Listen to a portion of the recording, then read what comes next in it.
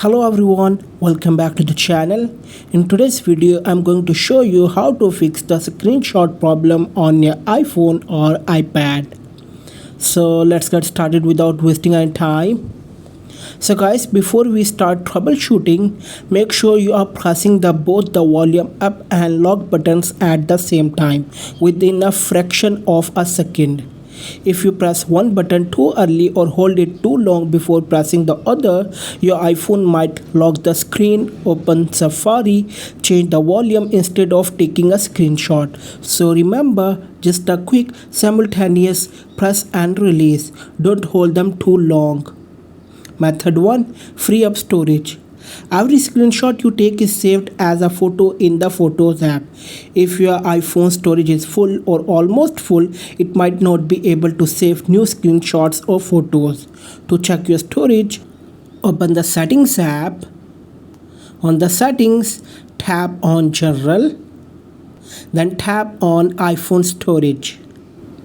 At the top, you'll see a color bar showing how much space is used and how much is free. If your storage is nearly full, delete unnecessary files or apps to free up space. Method 2. Use AssistiveTouch if buttons are not working. If your buttons are broken or unresponsive, you can take screenshots using AssistiveTouch. Here's how. Open the settings, tap on Accessibility. On the Accessibility, scroll down and tap on Touch. Tap on AssistiveTouch and turn it on. A floating button will appear on the screen. Tap it, then go to Device, More, Screenshot to capture the screen. Method 3. Reset all settings.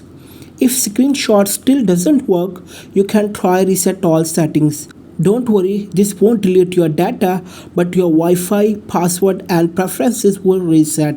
To reset, open the Settings app, scroll down and tap on General. Now scroll down again and tap on Transfer or Reset iPhone. Tap on Reset, then select Reset all settings.